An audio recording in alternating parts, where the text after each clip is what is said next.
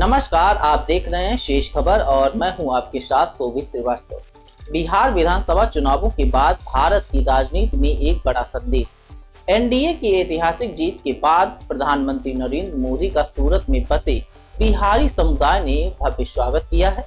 सूरत जिले में हुए इस समारोह में पीएम मोदी ने चुनावी नतीजों पर प्रतिक्रिया भी दी और विपक्षी महागठबंधन पर सीधे और तीखे सवाल भी उठाए। प्रधानमंत्री नरेंद्र मोदी ने आगे कहा, पिछले 2-3 वर्षों में बिहार विधानसभा में जिस तरह की भाषा का उपयोग हुआ और मुख्यमंत्री नीतीश कुमार का जो अपमान किया गया, वह बिहार की जनता को गहराई तक प्रभावित कर गया।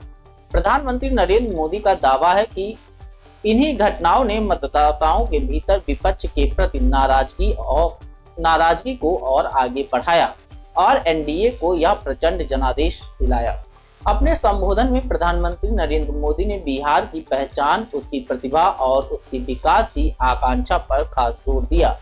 उन्होंने याद दिलाया कि बिहार की शताब्दी बनाने वाले गुजरात ने भी गर्व के साथ हिस्सा लिया था और इस चुनाव में एनडीए और महागठबंधन के वोटों में लगभग 10% का अंतर रहा। कोविड काल का जिक्र करते हुए प्रधानमंत्री नरेंद्र मोदी ने आगे कहा, कठिन समय में भी बिहार के लोगों ने हिम्मत नहीं हारी और कई लोगों ने नए व्यवसाय शुरू किए और अपनी ताकत दिखाई। उन्होंने आगे कहा, दुनिया के किसी भी हिस्से में देखें, बिहारी की प्रतिभा अपनी छाप छोड़ ही देती है।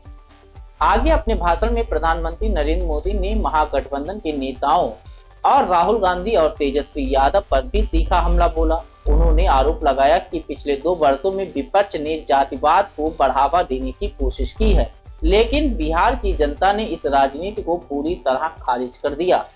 पीएम नरेंद्र मोदी ने आगे कहा, दलित बाहुल्य क्षेत्रों में एनडीए की बड़ी जीत इस बात का प्रमाण है कि समाज को बांटने की कोशिश नाकाम रही है और साथ ही उन्होंने विपक्ष पर आरोप भी लगाया।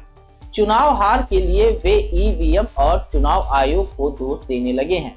अंत में पीएम मोदी ने कहा, एनडीए की यह जीत भारतीय राजनीति में एक महत्वपूर्ण मोड़ है और देश का युवा उन्हीं नेताओं को स्वीकार करेगा जो राष्ट्र हित को पहली प्राथमिकता देते हैं। बाकी अन्य तमाम खबरों के लिए बने रहिए शेष खबर के साथ। मुझे दीजिए इजाजत। धन्यवाद।